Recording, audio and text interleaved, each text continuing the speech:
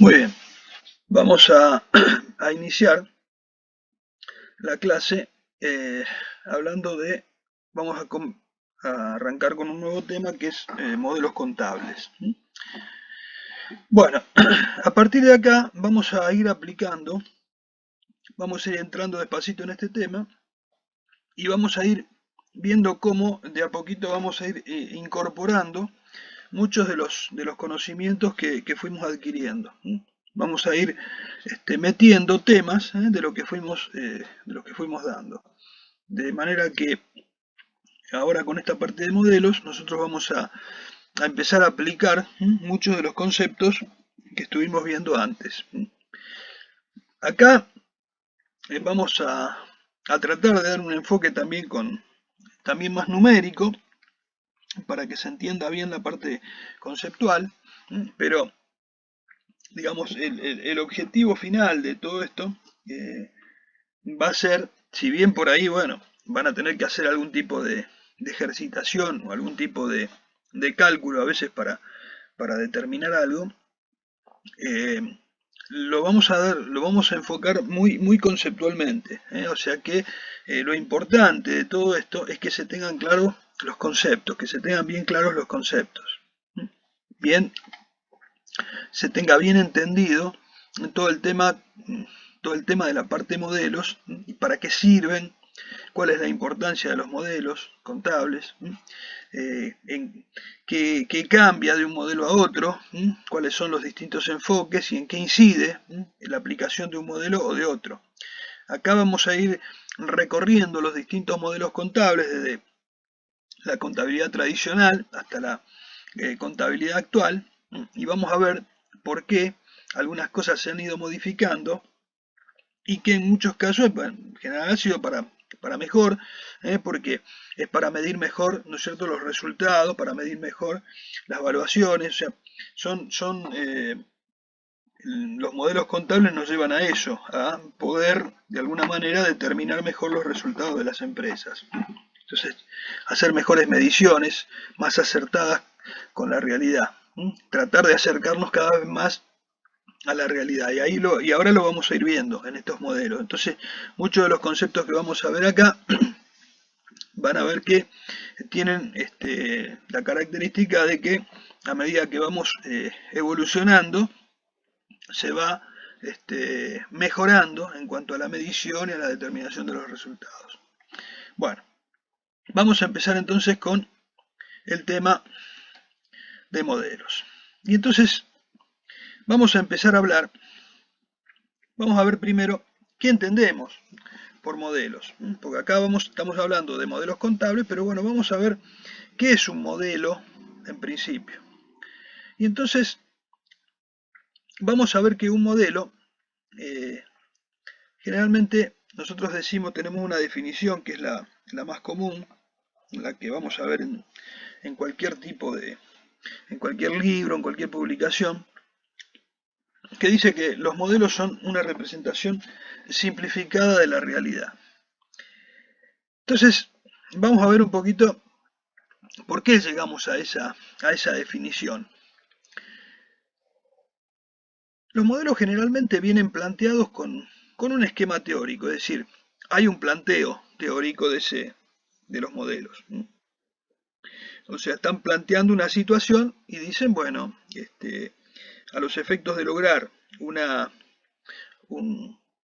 posibilidad de estudiarla en forma más práctica, más sencilla, se elabora un modelo. Por ejemplo, en economía, en un montón de disciplinas, se elaboran modelos de manera de que esos modelos, de alguna manera, en forma simple, nos representen una realidad compleja y podamos desmenuzarla para entenderla y poder sacar conclusiones. Generalmente estos modelos vienen dados en una forma matemática, es decir, generalmente son o con fórmulas o con ecuaciones, etcétera, que son los que por ahí nos llevan a sacar la conclusión. Y estos modelos, como dijimos ahí, representan una realidad compleja. ¿Por qué? Porque toda realidad tiene complicaciones, tiene complejidades. O sea, la realidad muestra distintas situaciones y esas situaciones tienen obviamente sus complejidades. Y entonces, a veces cuando entran a tallar demasiados elementos, parece que se nos complica entender el funcionamiento de algo. Entonces, la manera por ahí de extractar lo importante, porque a veces en la realidad tenemos un montón de elementos, pero a lo mejor hay unos pocos elementos que son los que hacen a los cambios, son los que son relevantes o que pueden producir alguna variación en caso de que se cambie algún comportamiento. Entonces, lo que tratamos de hacer es buscar algún razonamiento simple para poder entender esa realidad compleja. O sea, la realidad es compleja y nosotros con una representación simple de esa realidad podemos facilitar la comprensión y el estudio del comportamiento. En el caso nuestro de la contabilidad, esa realidad compleja que nosotros estamos analizando sería el patrimonio del ente. Nosotros ya acá empezamos a aplicar nuestro concepto de patrimonio. El patrimonio de un ente, en el caso contable, ¿qué era?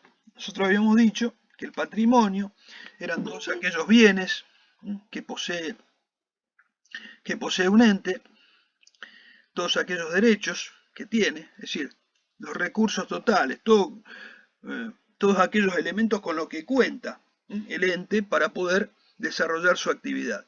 Entonces, esa realidad compleja que nosotros estamos analizando, que en este caso, en nuestro caso contable, sería ese patrimonio del ente, puede sufrir algunas modificaciones, y esas modificaciones, para entenderlas, las trabajamos a través de modelos contables.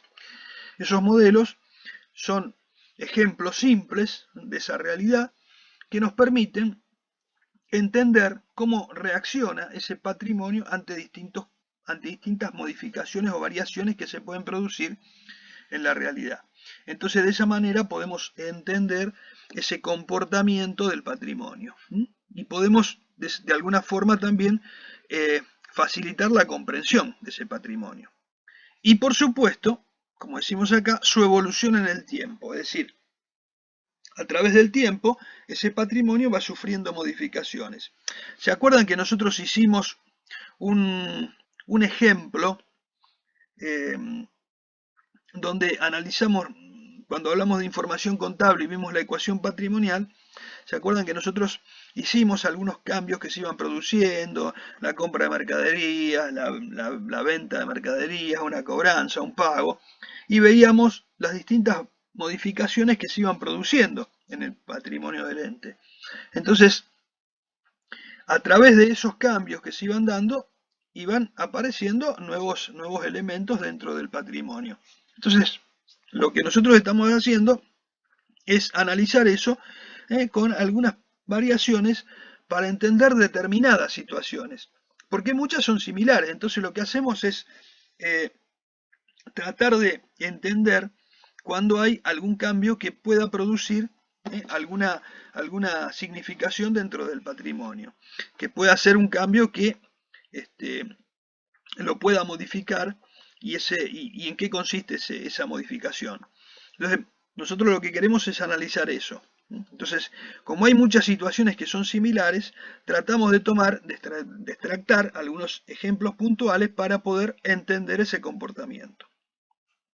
Bueno, ahí cuando nosotros analizamos esos ejemplos, ahí veíamos que había modificaciones. Algunas eran cualitativas, o sea, modificaban la composición, otras eran cualitativas, pero también eran cuantitativas porque hacían una modificación en los resultados, o sea, cambiaba el valor del patrimonio, con lo cual, ahí, ¿producto de qué? Producto de las distintas operaciones que realizaba el ente, y también puede ser producto de algunos cambios que se dan en el contexto. ¿Se acuerdan que hablamos del contexto? Hablamos del contexto interno, del contexto externo. Entonces, bueno, a través de algunos cambios que se puedan dar, entre algunas situaciones puntuales, nosotros podemos tener distintas variaciones en el patrimonio. Entonces, bueno, eso lo vamos a estudiar con estos modelos. Por eso decimos que el modelo es una representación simplificada de la realidad que nos permite entender las variaciones, las modificaciones que se producen en esa realidad que es compleja. En nuestro caso sería el patrimonio del ente. En el caso contable. Otros modelos analizarán otro tipo de realidades. Pero en el caso nuestro, la realidad nuestra es la que nos muestra la contabilidad, ¿no es cierto? El patrimonio del ente. Bien.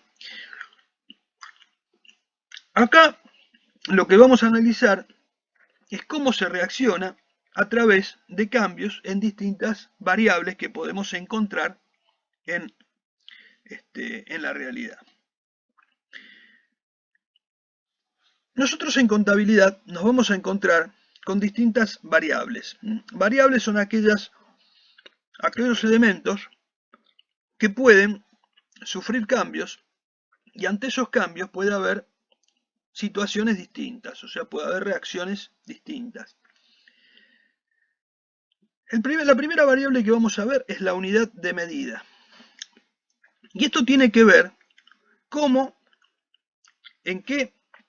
medimos, en qué unidad de medida expresamos los valores de los bienes. Sí. Variables son aquellos elementos que pueden llegar a verse de una manera o de otra, pueden cambiar, y entonces ante esos cambios, ¿cómo reacciona en este caso el patrimonio del ente? Es decir, cuando hablamos de variables nosotros decimos, en cualquier modelo decimos, bueno, si hay una variable está sujeta a que pueda sufrir algún cambio, alguna variación. Entonces, por eso decimos variable, porque son elementos o datos que pueden tener alguna variación. Entonces, ante la variación de esos datos, ¿qué pasa con el resto? O sea, ¿cómo se comporta el resto? Entonces acá lo que buscamos es ver ante cambios en determinados elementos, qué pasa con el resto, cómo repercute esto en el patrimonio del ente. Entonces, la unidad de medida es una de la primera variable que vamos a ver. Y la unidad de medida tiene que ver con cómo medimos o cómo expresamos los bienes, el valor de los bienes en el momento de ingreso o en el momento en que están en el patrimonio. O sea, cómo lo expresamos, en qué unidad, cómo lo medimos, cuando ingresa y cuando permanece en el patrimonio un bien. Entonces tenemos dos formas de medirlo. Uno es medirlo en moneda corriente. O sea, la podemos medir en moneda corriente. Entonces, si lo medimos en moneda corriente, nosotros, por ejemplo, lo medimos, los valores que tenemos en un patrimonio, lo medimos en moneda de curso legal, en pesos. Entonces decimos, bueno, lo medimos en pesos, pero si bien el peso es único, tenemos dos formas de expresarlo eso, de medirlo. Lo podemos hacer en moneda corriente o lo podemos hacer en moneda constante. Ustedes me van a decir, pero bueno, ¿cómo tenemos dos tipos de peso? Conocemos una moneda, o sea, si lo medimos en pesos, lo medimos en pesos, no tenemos dos tipos de pesos. Pero nosotros, por ejemplo, si tenemos un bien dentro del patrimonio, de mercadería, tenemos una forma de expresarlo que es en moneda corriente. Entonces, es decir, lo expresamos en el valor en que ese bien ingresó al patrimonio. Quiere decir que, por ejemplo, si nosotros tenemos un bien determinado que ingresa a un patrimonio, e ingresa, por ejemplo, por 10.000 pesos, nosotros lo medimos en la moneda en que ingresó en ese momento. Entonces lo dejamos expresados en 10.000 pesos. Mientras ese bien está en el patrimonio, quedará expresado en 10.000 pesos. Y eso es la moneda corriente, es decir, entró a un valor y quedó expresado en ese valor de ingreso al patrimonio. Y pasa el tiempo, pero ese es el valor corriente que tenía el bien cuando ingresó. ¿Qué pasa? Puede haber otra forma también de demostrar eso. ¿De qué manera? Y bueno, que ese bien que está en moneda corriente lo podríamos expresar o reexpresar en moneda constante, es decir, actualizar ese valor por algún coeficiente elaborado con índices, después ahora ya inmediatamente después vamos a ver cómo, o sea, multiplicarlo por un número para reexpresarlo y traerlo a moneda del presente. Es decir, si yo un bien lo compré hace 2 años, o entró el primero en enero, por ejemplo, y yo estoy en diciembre, decir, bueno, ese valor traerlo a moneda de diciembre, es decir, expresarlo en una moneda de otro momento. Quiere decir que lo que estoy haciendo es corregirlo por inflación. Es decir, si ese bien sufrió variaciones de precios, bueno, de alguna manera yo puedo expresar lo que gasté en su momento para el costo que tuve para incorporar ese bien y expresarlo en la moneda de otro momento. O sea, yo lo compré en enero y quiero saber cuánto me representa lo que yo gasté en enero si lo aplico, lo hago en moneda de diciembre. No es cuánto vale en diciembre, es ese valor reexpresado a diciembre. Es decir, ese valor del pasado lo traemos al presente reexpresándolo por algún coeficiente que determinemos. Es decir, por un número que determinemos en función de una variación. En nuestro caso va a ser con los índices de precios al consumidor. Después ahora ya inmediatamente vamos a ver cómo se calcula. Pero en principio quiero que tengamos esa idea. O sea, no voy al número todavía, sino que voy al concepto. Es decir, tomar un valor del pasado y traerlo al presente. Con lo cual estaría diciendo cuánto significa, cuánto me representaría hoy lo que yo invertí en ese momento. O sea, yo invertí un valor en un momento y quiero ver cuánto me representa eso en moneda de hoy. Sí,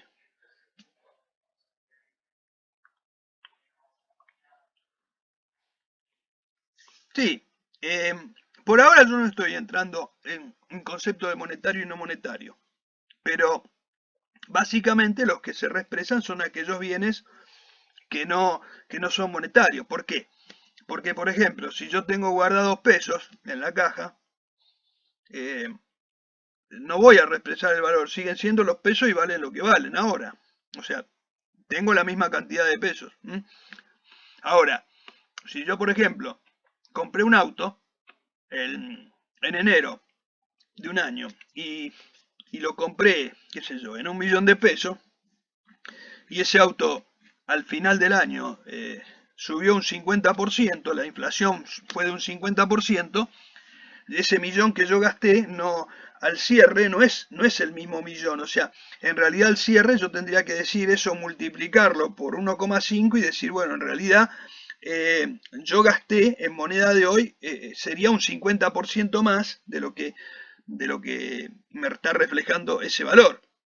¿Por qué? Porque en realidad lo que estoy diciendo es que ese valor invertido en su momento, que era 1.000.000 de pesos, hoy sería de 1,5 millones. O sea, reexpresado por inflación, ese valor sería un 50% más. O sea, lo que yo invertí en su momento, llevado a moneda de hoy, sería un 50% más. Es decir, lo que yo, pues si no, no tengo idea de lo que significa invertir. Porque, por ejemplo, si yo digo, a ver, ¿cómo lo puedo explicar mejor? Si yo, por ejemplo, ponemos un dinero para constituir una empresa. Entonces, pasa el tiempo, pasan los años, y decimos, uy, nosotros formamos esta empresa con 10.000 pesos. Y parece, hoy a lo mejor en un país con mucha inflación, parecería muy ridículo haber formado una empresa con 10.000 pesos, con un capital de 10.000 pesos. Entonces, parecería como algo muy loco, decir, bueno, pero ¿cómo pudimos formar una empresa con ese valor?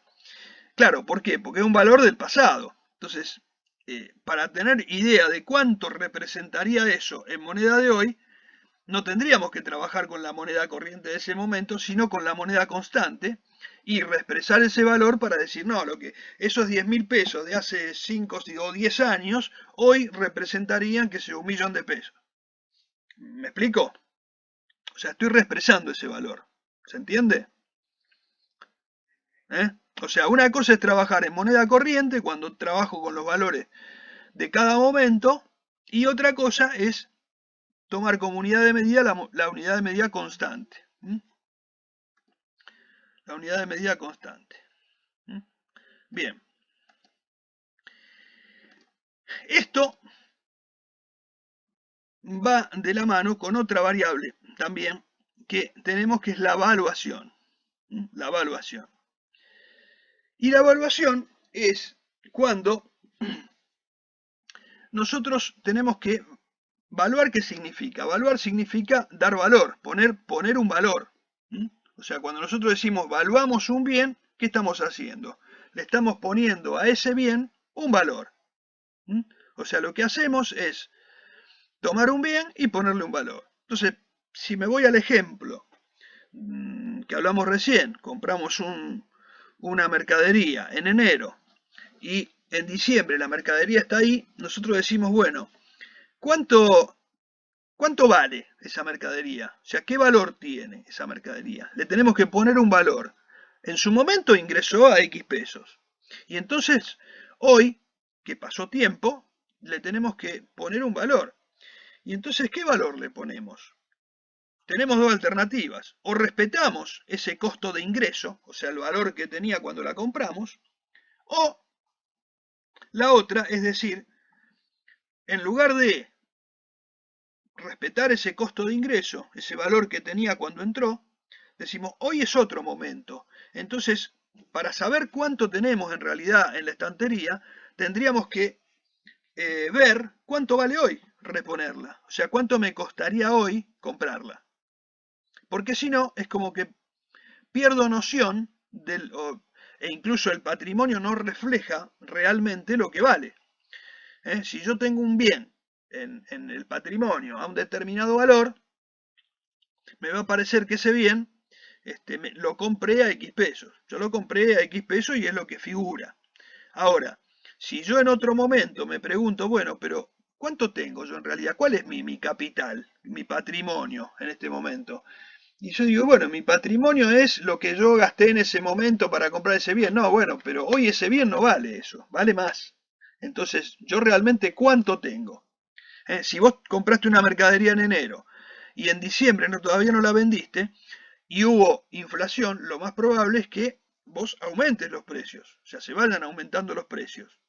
Entonces, en el momento que la vendés, esa mercadería te representa un valor que cuando la cambiás por dinero al venderla, vos con ese dinero podés ir a reponerla. Si vos te quedaste con el precio del pasado, con el costo de ingreso del pasado, probablemente le fijes un precio de venta bajo y cuando la quieras reponer no te va a alcanzar. O sea, hablando con números, si yo compré algo en 1.000 pesos en enero y en diciembre, si lo tengo que volver a comprar, ese bien, esa mercadería la tengo que volver a reponer, me cuesta 1.800 porque hubo un 80% de inflación, yo no la puedo vender en 1.200. Porque si yo me quedo pensando en cuánto la pagué, que la pagué 1.000, yo digo, la vendo en 1.200 y me gano 200. Pero resulta que cuando la voy a reponer, ahora a mí me cuesta 1.800 reponerla. Entonces no recuperé mi inversión inicial. Entonces, lo que yo tendría que hacer es valuarla al valor del momento. Es decir, llevar ese valor de costo de ingreso de 1.000 pesos ahora decir, lo que yo tengo en la estantería a mí me cuesta 1.800. Entonces, si la tengo que vender, no la voy a vender en 1.200, la voy a vender, qué sé yo, en 2.000 o en 2.200. Con lo cual, yo voy a obtener una rentabilidad y me va a permitir reponer esa mercadería. O sea, ahí está la diferencia de pensarlo en costo de ingreso al patrimonio o en un costo de reposición. Si yo evalúo a costo de ingreso, por ahí me puedo perder y puedo eh, evaluar mis cosas de una manera, y si yo no tengo noción de lo que, o sea, no acompaño ese valor con lo que vale en este momento en el mercado, por ahí puedo incurrir en el error de no trasladar los aumentos del mercado a precios. Suponiendo que lo haga, que yo soy consciente y bueno, y le voy cambiando el precio, pero yo la mantengo al valor histórico, cuando la venda me va a parecer que yo gané mucha plata, pero en realidad no gané tanto, porque si yo digo, supongamos que yo le fui actualizando el precio y la vendo a 2.200, digo, pero me costó 1.000, me gané 1.200. Y no me gané 1.200. Porque si ahora la voy a reponer me sale 1.800. O sea que yo, digamos, lo que gané es, lo que tengo es la posibilidad de reponerla y quedarme con 400 pesos más. No sé si soy claro. ¿Se entiende lo que estoy diciendo? Se, bueno, o sea, yo tengo que, si yo tengo un valor, yo mantengo en mi stock un valor, a costo de ingreso, por ahí va a pasar el tiempo, ese bien va a sufrir modificaciones y yo voy a determinar el resultado contra un valor de costo viejo. Entonces me va a parecer que gano mucho, pero en realidad no gano mucho. Porque si hubo variaciones de precio, hubo aumentos, cuando lo vaya a reponer no me va a costar 1.000 pesos, me va a costar mucho más. Entonces ahí está el tema. Si yo, ¿cómo voy a trabajar esa evaluación? Entonces, ante esos cambios que se van produciendo, esta es otra de las variables, ante cambios que se van produciendo, yo puedo actuar de una manera o no. Puedo tener en cuenta ese costo de reposición, como digo acá, un valor de mercado, o no tenerlo en cuenta, evaluar al costo de ingreso, con lo cual me va a cambiar la situación de los resultados, o sea, el resultado que yo voy a dar, y por ahí va a estar equivocado, porque en el ejemplo que yo les daba, si yo compré algo en 1.000 pesos y después lo vendí en 2.200, digo, uy, gané 1.200, pero en realidad estoy diciendo que tengo un resultado que en realidad no tengo. Porque yo lo que tengo que pensar es, en primer lugar, reponer mi producto. Cuando repongo el producto, solamente me van a sobrar, qué sé yo, 400 pesos de esa reposición. O sea que a mí la venta no me dejó 1.200, sino que me dejó mucho menos. Porque yo ahora no me cuesta lo mismo reponerlo que en su momento hace un año atrás. Y eso lo puedo, me va a repercutir este cambio en los resultados. Cuando ahora hagamos ejemplos numéricos lo vamos a ver muy clarito eso, se va a ver muy bien porque vamos a hacer algunos ejemplos bien, bastante groseros en cuanto a las variaciones para que, digamos, para que se entienda bien, se vea bien el efecto. Lo que estamos buscando es eso, que se entienda el efecto de trabajar de una manera o de otra. Cualquier cosita, cualquier duda que vayan teniendo me interrumpen y lo vuelvo a explicar. No quiero, en esta etapa no quiero que nos quedemos, muchos de los conceptos que dimos antes los vamos a volver a repetir. Entonces, bueno, si algo en alguna explicación anterior se perdió un poco, ahora lo vamos a volver a por ahí a remarcar en cada tema que vayamos viendo. Pero lo que no quiero acá es que se queden con dudas, porque después esta parte es muy importante porque nos va a posibilitar, digamos, entender todo el resto. Entonces, si nos quedamos con dudas acá, después se va a hacer más difícil. Así que cualquier cosita me interrumpen y me preguntan. Bien. Y por último, la otra variable que tenemos es el capital a mantener. Tenemos dos tipos de capitales. O podemos mirarlo de dos maneras el capital. Podemos hablar de capital operativo, de capital financiero o de capital operativo o físico. El capital financiero es aquel que aportaron los socios. ¿Y a qué se refiere ese capital financiero? Se refiere al capital, al aporte que hicieron los socios en su momento. Es decir, cuando nosotros iniciamos una actividad, hacemos un aporte de capital. Hacemos un aporte en dinero y bienes, etc. Bueno, entonces ese aporte de capital es, digamos, lo que nosotros pusimos a producir en una empresa. La pregunta que nos hacemos es si ese capital lo logramos mantener. ¿Qué quiere decir mantenerlo? Si ese capital lo pudimos mantener a través del tiempo, o sea, lo pudimos sostener ese capital que aportamos, no se nos cayó, lo pudimos mantener, pudimos tener ese mismo valor, por lo menos, y en alguna medida, si no fue bien, incrementarlo todavía. ¿Se acuerdan que cuando nosotros vimos la ecuación patrimonial, que teníamos activo, pasivo y patrimonio neto, ¿por qué variaba ese patrimonio neto? ¿Por las utilidades que podía tener o por los quebrantos? O sea, si nuestro patrimonio neto aumentaba era porque teníamos utilidades. Si disminuía era porque habíamos tenido quebrantos. A no ser que pueda haber sido porque se hicieron aportes o retiros, pero digamos, limpiando la parte de aportes o retiros que no tienen que ver con las utilidades, si no se hizo ningún aporte de los socios adicional, ni se hicieron retiros, la única forma por la que puede variar es por resultados. Los resultados pueden ser positivos o negativos. Si hay resultados positivos, el capital habrá aumentado y si no, habrá disminuido. Entonces, cuando hablamos de capital a mantener, nosotros tenemos que tratar, cuando emprendemos un negocio, tenemos que tratar de ese capital que aportamos que genere resultados, ¿cierto? Que genere resultados y de qué tipo, positivos. Entonces la idea siempre es por lo menos no perder en principio y después ganar todo lo que se pueda. Entonces la idea siempre es mantener ese capital, es decir, tratar de mantener ese capital y en lo posible incrementarlo. Entonces, ese capital financiero, que es el que aportaron los socios, es el que nosotros vamos a medir en otro momento y ver si ese capital es mayor o menor que el de un momento inicial. O sea, vamos a tomar dos momentos y vamos a decir, por ejemplo, al inicio del ejercicio cuánto era el capital a mantener, al cierre cuánto es ese capital a mantener y si ese capital se incrementó por una situación que no tiene que ver con que se hayan hecho aportes, sino que por la actividad de la empresa, entonces habremos tenido un resultado positivo. Y si ese capital disminuyó y es por una razón que no tiene que ver porque se retiró dinero de la empresa, porque los socios retiraron dinero, sino que es consecuencia de la actividad, bueno, habremos tenido pérdidas. O sea, lo que estamos haciendo es medir los capitales de distintos momentos, los patrimonios netos de distintos momentos, y ver si hubo una variación positiva o negativa, si eso nos dio una ganancia o nos dio una pérdida.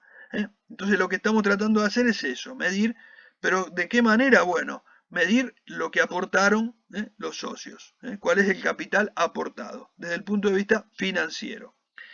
Esta es la mejor medición, la más práctica que tenemos en la contabilidad, porque la otra alternativa es la posibilidad de hacer esta comparación, pero como capital operativo o físico, que ya ahí tendríamos que hablar del capital necesario en cada momento de cierre para mantener un nivel de producción o capacidad de la empresa, con lo cual ahí tendríamos que irnos a la parte al físico del capital. Por ejemplo, si nosotros, para que quede claro, si nosotros arrancamos nuestra actividad con una X cantidad de dinero que nos permitía comprar tanto de mercaderías, o teníamos tanto de dinero, tanto de mercadería, tanto de bienes de uso, o sea, teníamos una determinada cantidad de bienes,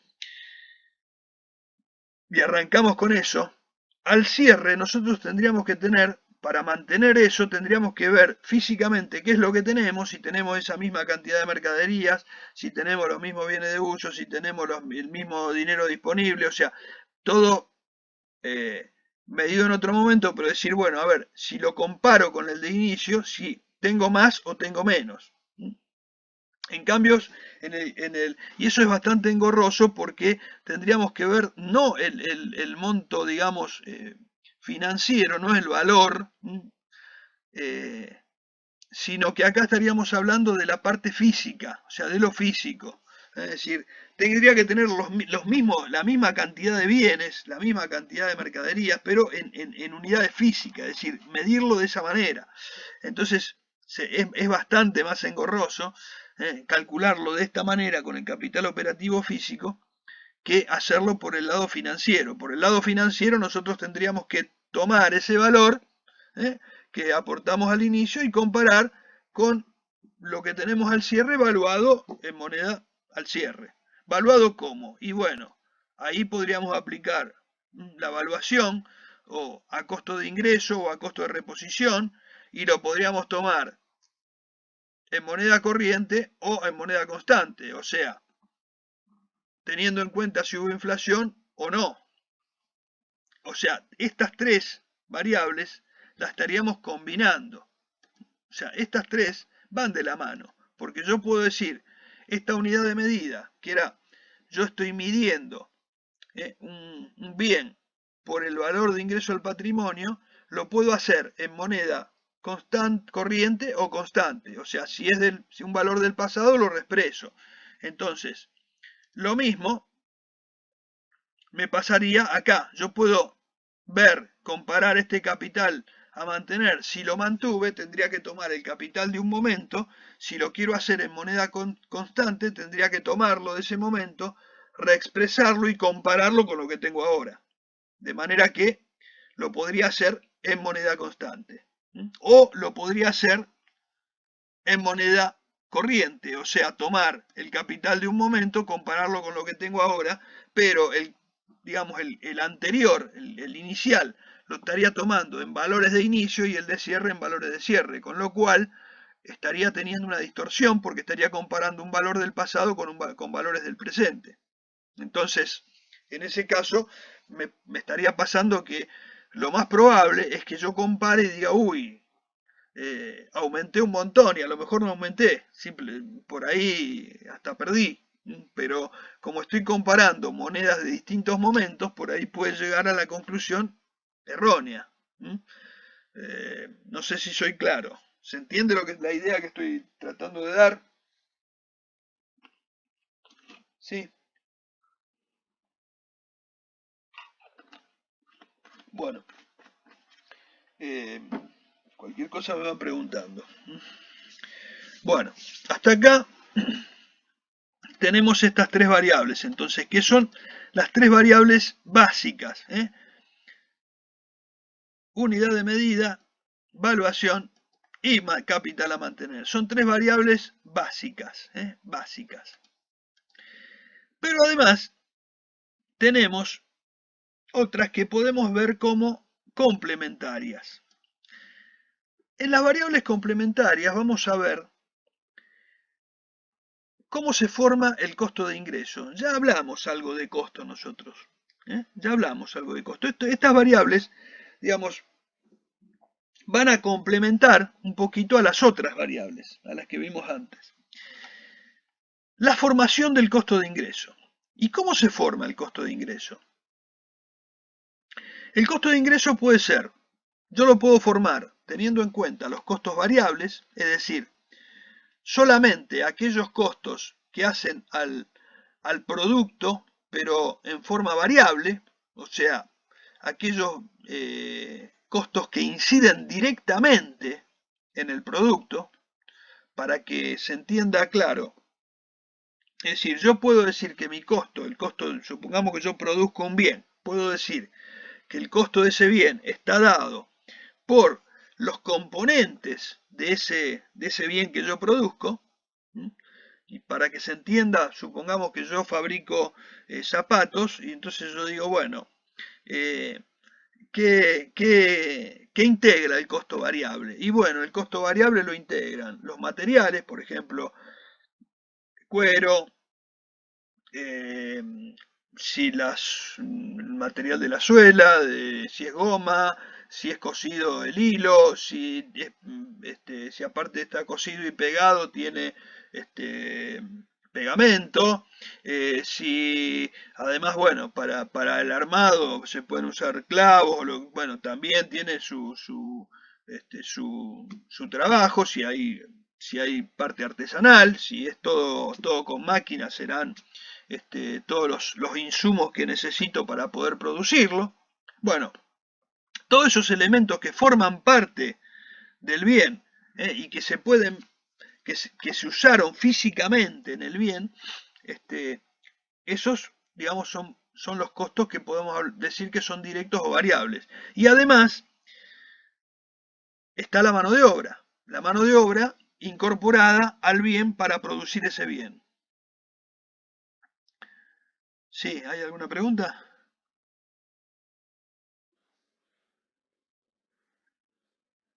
Sí. O sea, cuando nosotros hablamos de costos variables, son los que también se llaman directos. Si yo, por ejemplo, estoy fabricando, como les decía, zapatos, los costos directos son aquellos que inciden directamente en el producto y que varían directamente. O sea, son variables, ¿por qué? Porque varían en función de lo que yo produzco. Es decir, si yo, por ejemplo,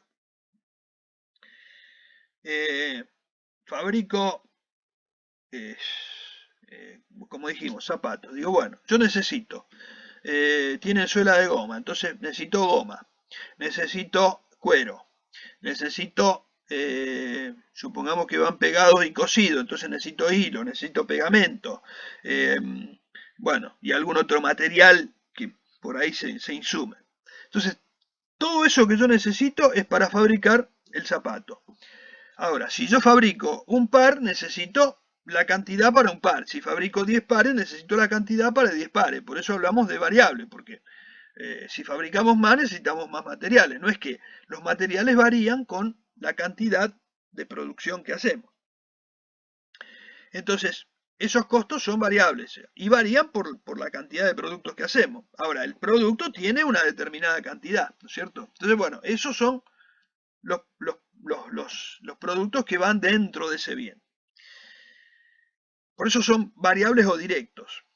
Y también, no solamente están los materiales, las materias primas, los materiales, sino que también está la mano de obra directa, es decir, las personas que están trabajando para producir. ¿Por qué hablo de mano de obra directa? Bueno, porque también hay una mano de obra que puede ser indirecta, o sea, una mano de obra que no está abocada a producir el bien. Por ejemplo, si yo tengo un personal de vigilancia en el establecimiento, ese personal está cobrando un sueldo fijo por hacer vigilancia, pero no tiene que ver con la producción. Ahora, ¿forma parte del costo de la planta? Sí, pero no es el costo directo del bien, no es el costo variable del producto, es un costo fijo que tengo, o sea, forma parte de lo que son costos totales, pero no de los variables, o sea, los variables están adentro de los totales. Para llegar a los totales tengo que agregarle más cosas. Por ejemplo, yo pago un alquiler. Bueno, ese alquiler que pago, en realidad, si yo un mes produje la mitad, ese alquiler lo voy a tener que prorratear por menos productos. O sea, ese mes me costaron más. Mi costo total fue mayor que el otro mes. ¿Por qué? Porque esos valores son fijos. O sea, si yo, por ejemplo, como le decía, tengo la persona que fabrica el producto, yo le pago un determinado valor y esa persona me produce, qué sé yo, tantos pares de zapatos por hora. Entonces yo tomo el valor hora que cobra él con cargas sociales, todo, y lo divido por la cantidad de pares de zapatos que hace por hora. Entonces digo, este zapato tiene un pedacito de hora de mano de obra. Supongamos que, no sé, media hora, vamos a poner, por decir. Entonces digo, bueno, cada par de zapatos tiene media hora de trabajo, de mano de obra, directa, variable. Pero, por ejemplo, el empleado de vigilancia cobra un sueldo, se produzca, no se produzca, o sea, es independiente de la producción, no varía con la producción, es un valor fijo que cobra. Entonces, por ejemplo, si un día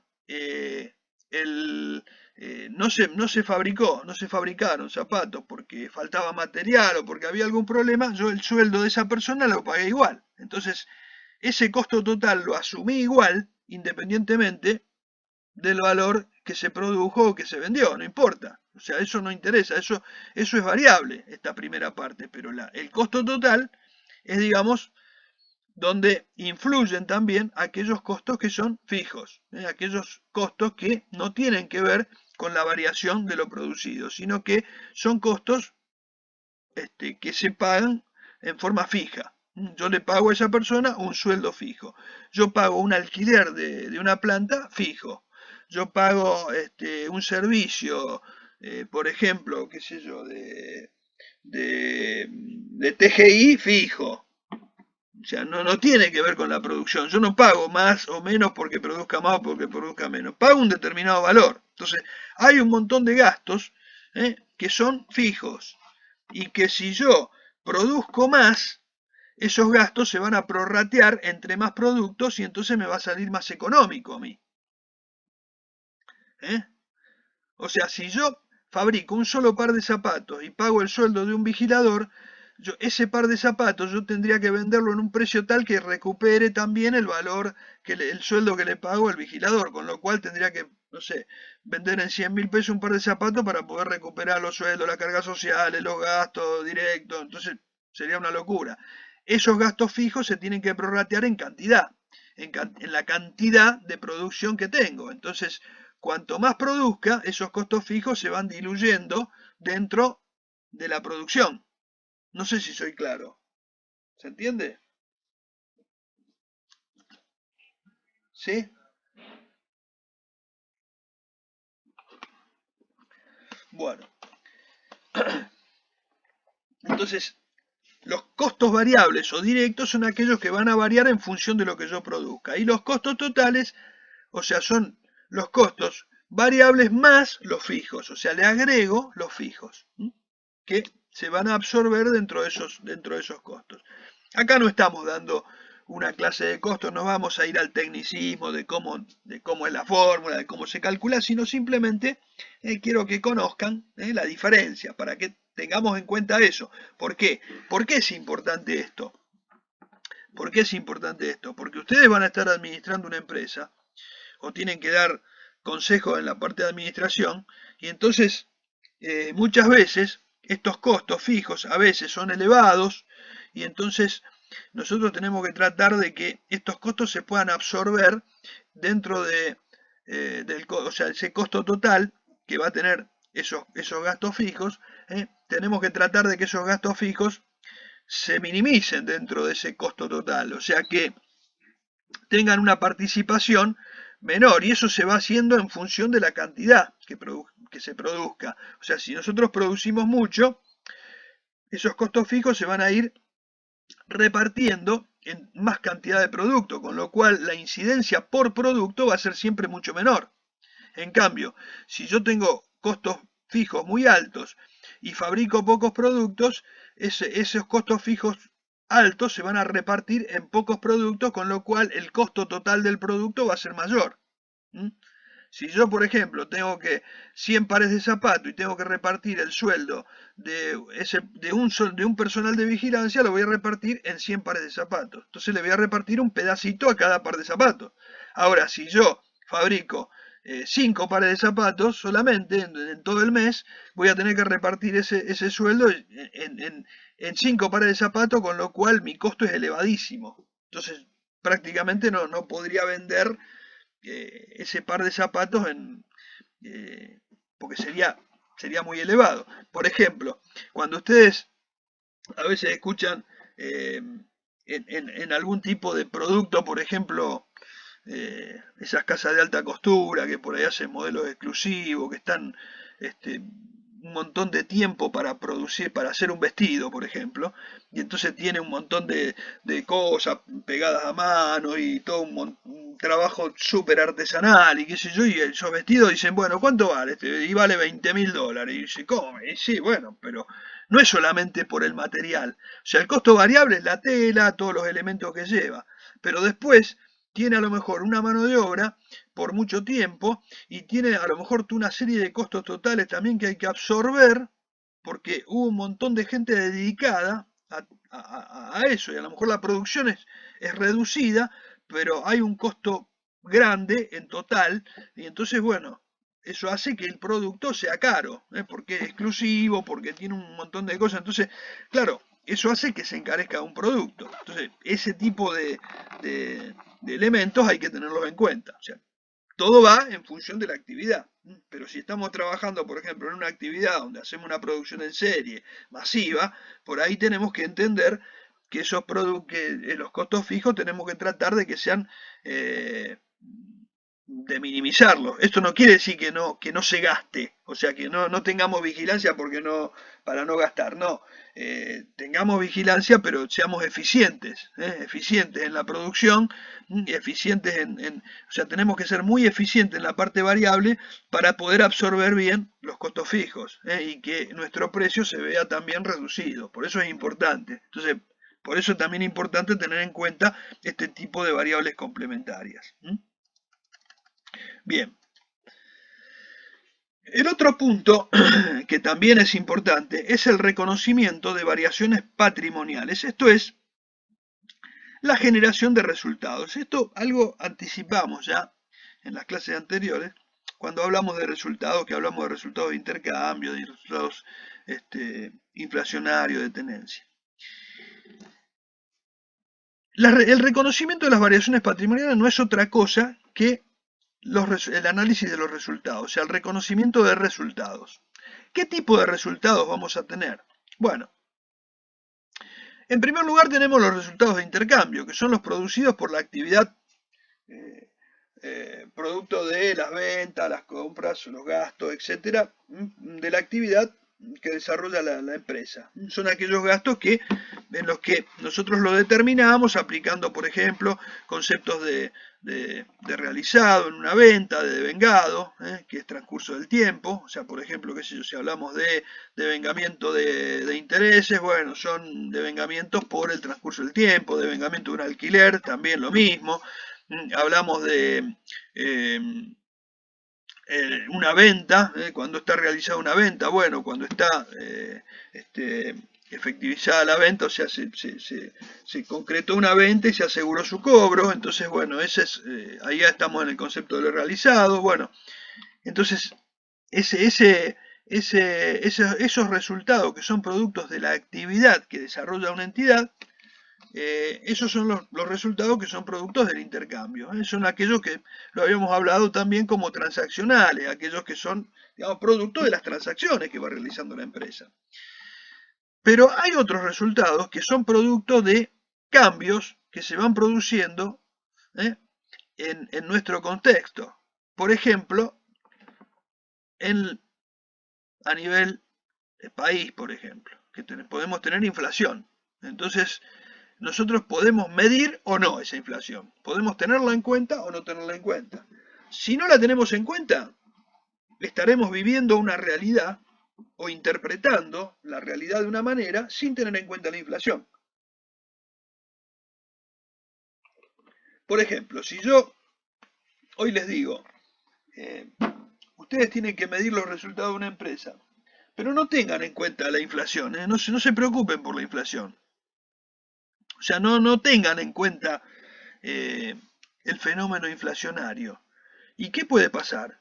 Y puede pasar que ustedes estén midiendo mal los resultados. O sea, si yo les digo, bueno, veamos si esta empresa ganó o perdió. Entonces, ¿qué tenemos que hacer? Bueno, vamos a ver, vamos a evaluar las existencias que tiene. Entonces, ¿qué hacemos? Las evaluamos ¿a qué valor? Y al costo, venimos acá, evaluación, lo evaluamos al costo de ingreso al patrimonio histórico. Es decir, compramos un bien en tal fecha, bueno, y lo seguimos manteniendo ese valor. lo hacemos, todo lo manejamos en moneda corriente, y moneda de cada momento. O sea, no actualizamos por inflación, nada. Entonces, corremos el riesgo de medir resultados sin aplicar la moneda constante, no le damos bolilla a esa moneda constante, no lo tenemos en cuenta. No tenemos en cuenta los costos de reposición, entonces trabajamos, no vamos a estar midiendo un resultado por tenencia. ¿Por qué? Porque nosotros no vamos a analizar si ese producto ahora vale más que antes. O sea, lo dejamos ahí al precio que ingresó. Entonces, no vamos a tener un resultado por tenencia de ese producto porque siempre lo vamos a dejar valuado al valor que ingresó en su momento. Entonces, no vamos a tener en cuenta la verdadera dimensión de nuestro patrimonio. ¿Y eso qué implica? Implica que si nosotros, nuestro activo, no tenemos en cuenta determinadas variables, determinadas situaciones, vamos a medir mal nuestros resultados. Ahora después lo vamos a ver con números, pero si lo razonamos así, muy conceptualmente, si yo, por ejemplo, no tengo en cuenta la inflación, y yo voy a medir mal un resultado.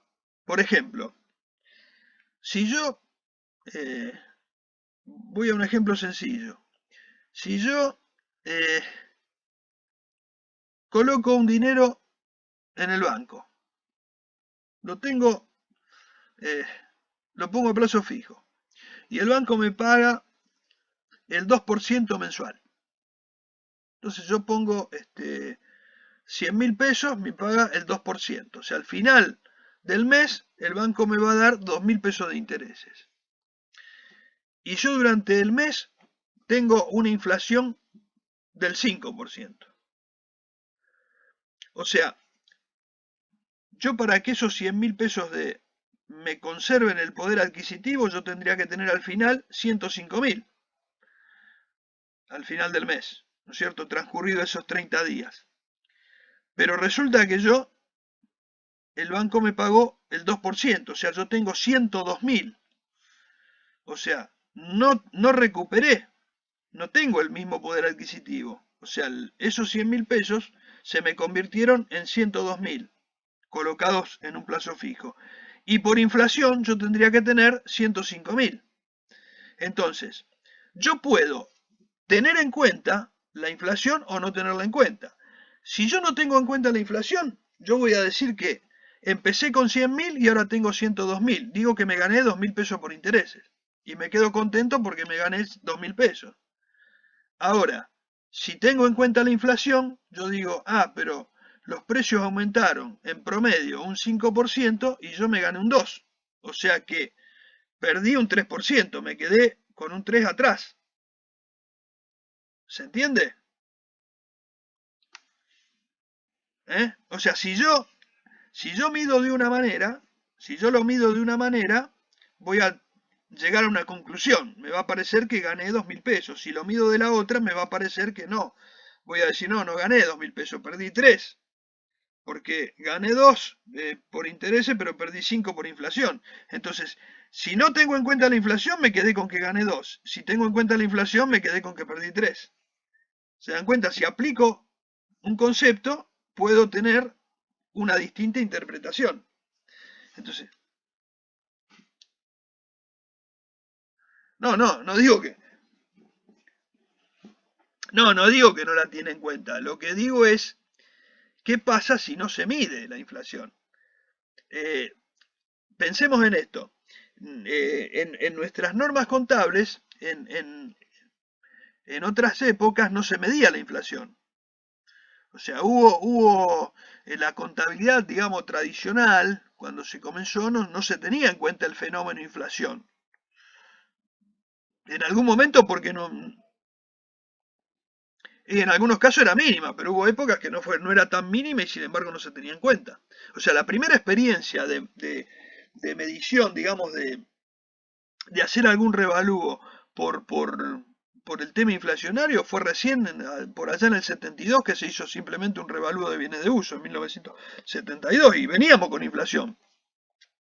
porque nosotros sufrimos procesos inflacionarios muy elevados, y sin embargo recién ahí se tomó conciencia y se hizo un primer revalúo, y después recién el primer ajuste por inflación integral se aplicó en el 1982, o sea que fíjense que pasaron muchos años de inflación y no se medía la inflación. O sea, eso, bueno, ustedes son muy jóvenes y eso no lo vivieron, pero inflación había, o sea, nosotros teníamos en los años 40, 50, 60, tuvimos mucha inflación, 70. Pasamos, por ejemplo, lo habrán escuchado, el Rodrigazo, por ejemplo, que fue, bueno, y sin embargo fue un proceso donde hubo una devaluación tremenda de un saque y sin embargo a nivel de inflación nunca se midió en la contabilidad, en los balances. Entonces eso hace que si en esa época no se medía y bueno, y así fueron los resultados que se mostraban. También nos pasó recientemente, porque nosotros después, en el 96, en 1996, se frenó el ajuste por inflación. Se prohibió el ajuste por inflación. O sea, se prohibieron los balances ajustados por inflación por por un decreto. Entonces, pese a que en ese momento se había frenado la inflación, tuvimos una época donde en los 90, bueno, después de una inflación muy alta que tuvimos, bueno, después cuando vino la ley de convertibilidad y todo, bueno, tuvimos unos años donde no tuvimos inflación. Y bueno, en ese periodo se dijo, bueno, se sacó un decreto, el 316 del 95 fue, y bueno, y se prohibió la reexpresión de estados contables, o sea, no se podía ajustar estados contables por inflación. Con lo cual, en esos periodos por ahí no fue tanta la incidencia, ¿por qué? Porque, digamos, estuvo todo muy frenado, los precios se mantuvieron, entonces, bueno, digamos, el efecto inflacionario prácticamente era nulo. Entonces, digamos, no hacía falta medir la inflación. Pero, cuando después empezaron de nuevo a aumentar los precios, ya por allá por el 2000 y todo, empezó de nuevo todo, tampoco se midió la inflación. Y bueno, y eso desembocó en que en el 2001, bueno, con todo lo que pasó, después el 2002, y bueno, y entonces en el 2002 se retomó el ajuste por inflación. Y ahí retomamos el ajuste por inflación durante un año y pico. Y después se volvió a suspender el ajuste por inflación. Y de ahí hasta 2018 no hicimos ninguna medición de inflación en los balances. Con lo cual, tuvimos inflación, pues tuvimos mucha inflación. A lo mejor no una inflación galopante, pero tuvimos mucha inflación. Y sin embargo, esa inflación no se midió. Entonces los resultados se vinieron midiendo mal. Y actualmente, recién ahora, retomamos el ajuste por inflación, no sé hasta cuándo, porque no sé qué va a pasar, qué decisiones se van a tomar, pero bueno, pero recién ahora se volvió a medir el tema de inflación y bueno, y hasta impositivamente, porque impositivamente tampoco se tenía en cuenta, con lo cual por ahí pagabas impuestos a las ganancias, y si lo ajustaba por inflación, por ahí te daba pérdida, o al revés. Y eso no se tuvo en cuenta. Por eso digo, no es que a nadie se le ocurre no tener en cuenta el efecto inflacionario. En muchos casos no se aplicó el ajuste por inflación, no se aplicó digamos, el reconocimiento de resultados inflacionarios y obviamente eso trajo muchos errores de interpretación en los resultados de una empresa. Si bien por ahí a lo mejor, bueno, en el balance no se mostraba, vos internamente si querías lo podías calcular para ver cómo había sido el resultado, pero digamos, lo tenías que hacer extracontablemente. En el balance que vos mostrabas no podías hacer un ajuste, no podías aplicar un ajuste por inflación. No había un resultado inflacionario. ¿Me explico?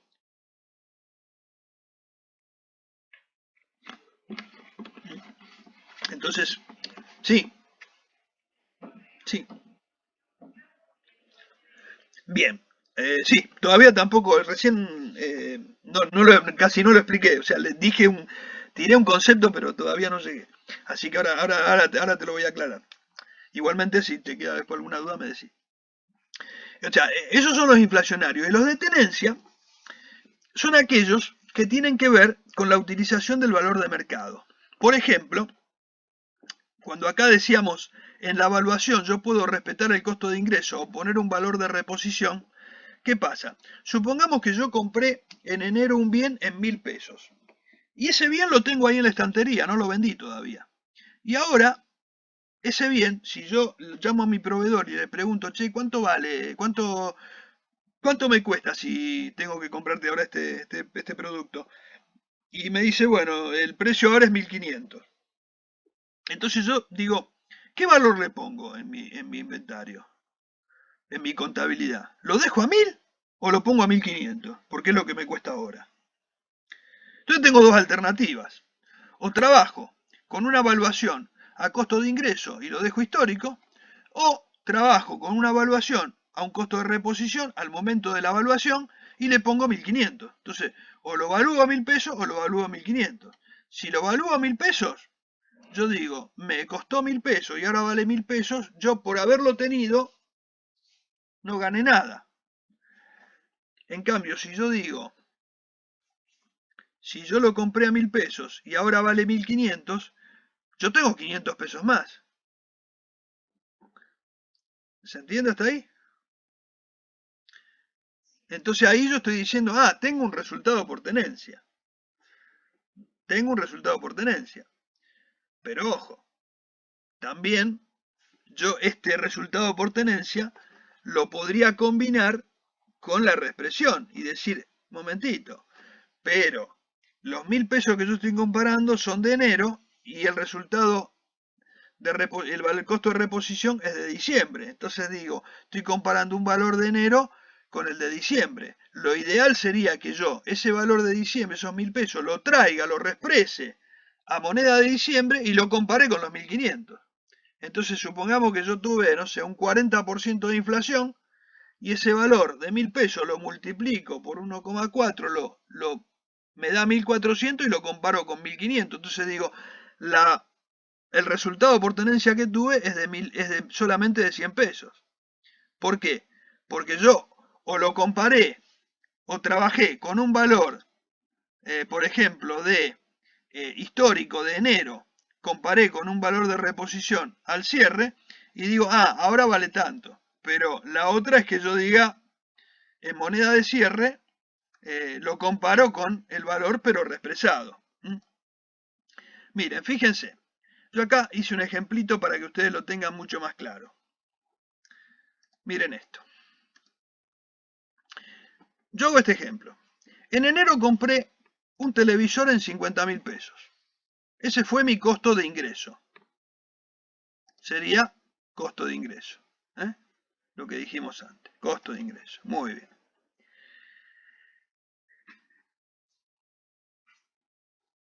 Estos son números índices. Índice de precio consumidor. Que yo fui poniendo acá.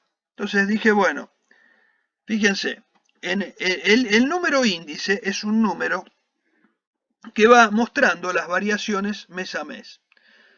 Vieron que ustedes cuando, por ejemplo, dicen la inflación de este mes fue un 4,7%, la inflación de este mes fue un 3%. ¿Qué quiere decir? Que los precios en promedio, los índices de precios al consumidor muestran que las variaciones de precios al consumidor aumentaron en ese mes un 4,7%. Por ejemplo, si yo digo que en enero los precios de febrero, los precios de enero aumentaron un 2%, quiere decir que si yo tenía un valor que estaba en 100, le agrego un 2% y en febrero tendría que ser 102 el índice. O sea, me refleja la variación. Si yo digo 102 dividido 100, me da un aumento de un 2%. Dígame si me van siguiendo. En marzo, por ejemplo, aumentó un 3% con respecto a qué? Con respecto a febrero. Entonces le agrego, o sea, para marzo le agrego un 3% a 102. Entonces me da, o sea, no a 100, a 102. Hay una variación con respecto al mes anterior de un 3%. Entonces le agrego un 3% a 102. Y eso me da 105,06. En abril hubo un 1%. Entonces le agrego un 1% a este 105. En mayo me dice que bajó un 7%, bajaron los precios. Bueno, cosa rara, pero bueno, bajaron. Entonces, acá disminuyó un 7% con respecto a este, y así. Y siempre con respecto al mes anterior. Bueno, hasta que llego a diciembre, y en diciembre tengo 123,63. ¿Qué quiere decir? Que durante el año, si tomo enero contra diciembre, veo que hay una variación de un 23%. Es decir, los 100 pesos de enero representarían en diciembre 123,63. O sea, 100 pesos de diciembre me estarían representando 123,63 si lo mido. Perdón, 100 pesos de enero me representarían 123,63 si lo mido en moneda de diciembre. Si lo llevo a diciembre. Entonces, por ejemplo, si yo tengo que en enero compré un televisor en 50.000 pesos, yo quiero reexpresar el valor, por ejemplo, de este televisor, lo quiero reexpresar a mayo, o sea, quiero saber en mayo cuánto vale. Yo digo, estos 50.000 los voy a multiplicar por un índice que divida mayo sobre enero. Entonces, en mayo, digamos, el precio había bajado. O sea, en mayo yo divido 98 dividido 100 y me da un coeficiente que es 0,9868. Entonces, ¿yo qué voy a hacer? Voy a multiplicar por un valor que es menor. Pero vamos a diciembre que hay una variación positiva. Supongamos que yo tengo el televisor, lo sigo teniendo en diciembre. Entonces digo, ¿cuánto vale en diciembre? Y en diciembre a mí me dice mi proveedor que ese televisor me costaría 65.000 pesos comprarlo. Entonces yo digo, en primer lugar, estaría diciendo, en el ejemplo que te di antes, te diría, 50.000, yo lo compré en 50.000. Si ahora le pregunto a mi proveedor en diciembre cuánto vale y me dice que vale 65, yo digo, entonces yo ahora durante todo este año me gané 15.000 pesos por tenerlo. O sea, yo por el hecho de haberme comprado el televisor me gané 15.000 pesos por tenerlo. Porque vale 15.000 pesos más de lo que valía cuando yo lo compré. Entonces digo, me gané 15.000 pesos por tenencia. ¿Hasta ahí me entienden? ¿Se entiende bien hasta ahí lo que quiero decir?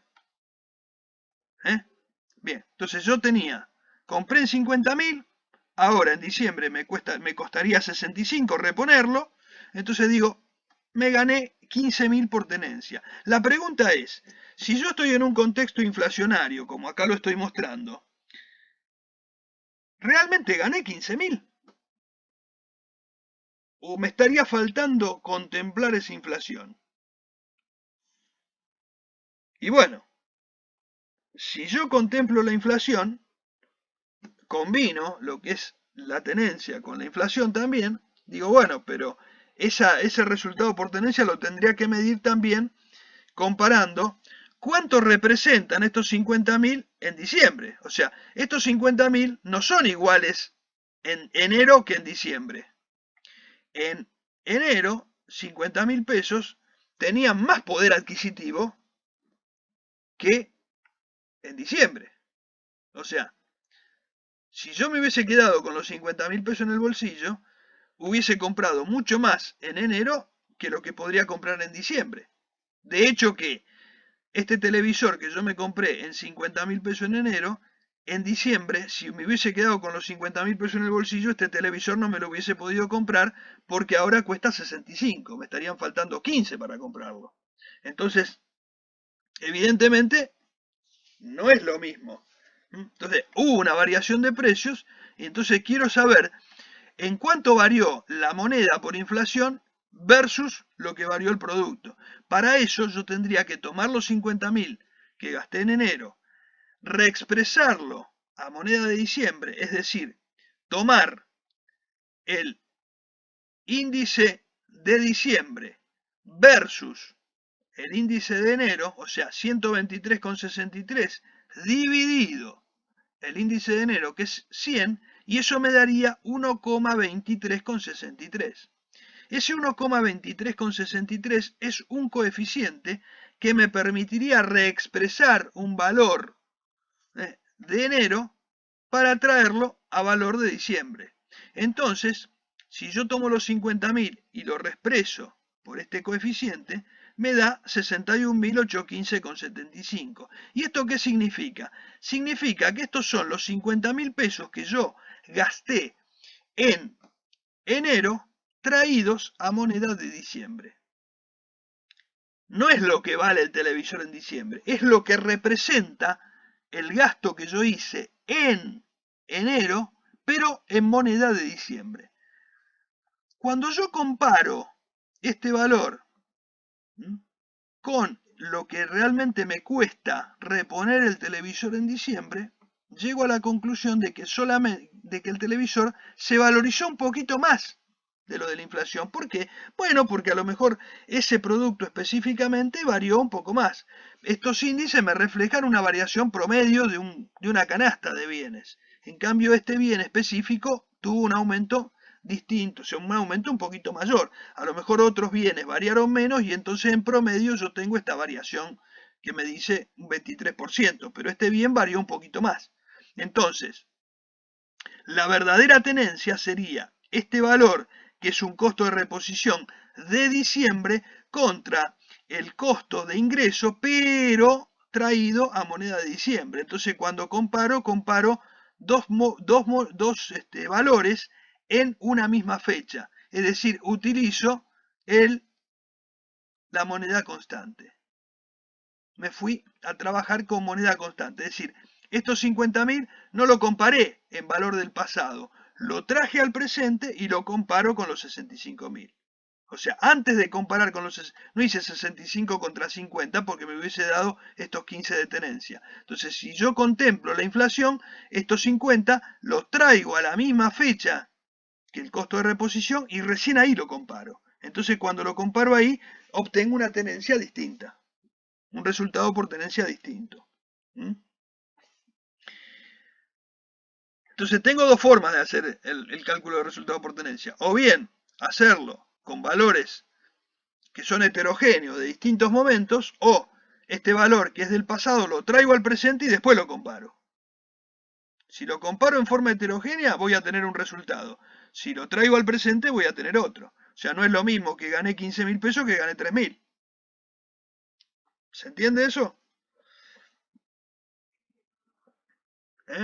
Entonces, o sea, ¿qué es lo importante de esto? Lo importante de esto es que nosotros tengamos en cuenta que todo este tipo de variables que nosotros acá estamos analizando, tanto las variables básicas como las complementarias, lo que estamos analizando acá es que si nosotros medimos los resultados de una manera teniendo en cuenta alguno de estos elementos o no teniéndolo en cuenta, los resultados pueden ser totalmente distintos y las conclusiones pueden ser muy distintas. Ustedes imagínense que no es lo mismo decir estamos ganando que encontrarte con una situación así, ganamos 15.000 pesos, ganamos muchísimo con respecto a este valor, a decir ganamos nada más que 3.000. O sea, o a lo mejor hasta llegamos a la conclusión que perdimos, porque a lo mejor estos 50.000 pesos por ahí hubo más inflación y resulta que llevado a moneda de cierre es mucho más, entonces la tenencia es negativa. Entonces, son conclusiones distintas, por eso depende cómo medimos los resultados, nosotros podemos llegar a distintas conclusiones y eso es importantísimo, porque acá ¿qué quiere decir? Acá lo que estamos diciendo es que estos 50.000 de este momento, llevado a moneda de diciembre, representan menos plata que lo que vale ahora. O sea que lo compramos más barato en realidad. Lo que estamos diciendo acá es que este televisor lo compramos más barato. Porque estos pesos reexpresados al cierre no llegan a ser lo que vale ahora. Es decir, este bien subió mucho más que la inflación. Aumentó más que la inflación en este periodo. O que el promedio de inflación. Vieron que a veces ustedes pueden tener bienes que aumentan más que otros. Hay bienes que a veces aumentan mucho más que otros. Entonces, ¿pero por qué? Porque la inflación mide un conjunto de bienes, un promedio, una canasta de bienes. Entonces no está midiendo un bien específico. Ahora a veces tomamos bienes por separado y a lo mejor un bien aumentó más que otros. Otros, a lo mejor algunos se mantuvieron y otros aumentaron mucho más. Entonces, en el promedio por ahí me da un coeficiente, un índice inflacionario promedio. Pero a lo mejor hay bienes que tuvieron más variación. Entonces es importante que tengamos en cuenta todas estas variables porque si no estamos midiendo mal los resultados. Entonces esto es muy fundamental. Entonces tenemos que tener en cuenta estas cosas para medir bien los resultados de una empresa. Bien.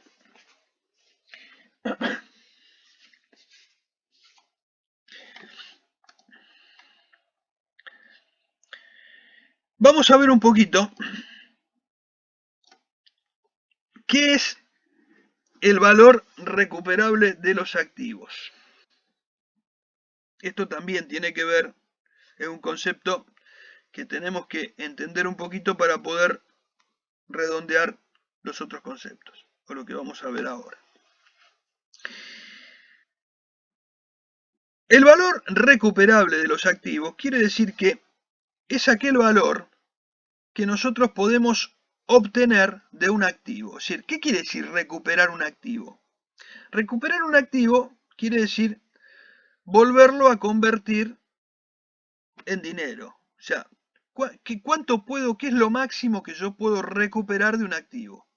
Si yo tengo, por ejemplo, una mercadería en la estantería, ¿cuál sería su valor recuperable? Y el máximo valor que yo podría obtener por esa mercadería.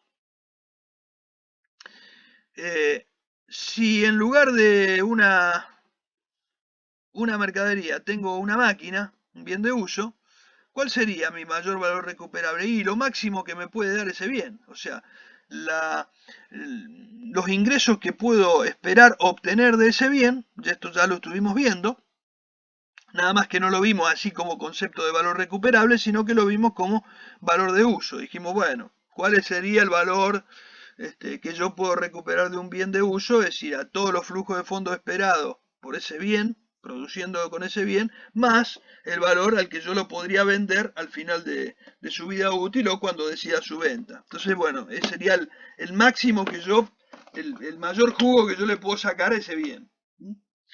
Y lo mismo me pasa con, por ejemplo, en este caso, un bien de cambio, una mercadería que yo, digamos, puedo llegar a venderla en un determinado valor y es lo máximo que yo podría obtener por ese bien. Entonces, yo tengo que tener en cuenta que los valores, yo no puedo evaluar un activo, ningún activo, por encima del valor recuperable. O sea, del mayor valor que yo puedo obtener por ese bien. ¿Qué quiere decir? Que si yo, por ejemplo, tengo una mercadería en la estantería, yo no puedo ponerle a esa mercadería un valor. Supongamos que yo digo acá, esta mercadería la compré a costo de ingreso 1.000 pesos y hoy me cuesta reponerla 1.800, pero yo no la puedo vender a más de 1.200 porque la mercadería sufrió un pequeño deterioro y entonces tiene una falla y entonces la tengo que vender más barata. Entonces no la puedo evaluar a lo que me costaría comprarla porque en realidad la estaría evaluando por encima de lo que yo puedo recuperar. Supongamos que yo vendo ropa y yo tengo en la estantería una partida de, o sea, tengo jean y resulta que, no sé, tenía una gotera en el techo del negocio y llovió mucho, entró agua y se me mancharon, sé yo, 10 pantalones, 10 jeans. Y entonces digo, bueno, esos jeans, por más que a mí me cueste reponerlo X pesos, yo no lo puedo evaluar a ese valor, porque los voy a tener que vender más barato porque lo tengo que vender como con una falla, con una mancha o con lo que sea. Entonces, alguien lo va a comprar, a lo mejor porque por ahí me lo compra para trabajar o no le importa y me lo compra igual, porque dice, bueno, una manchita, bueno, no importa.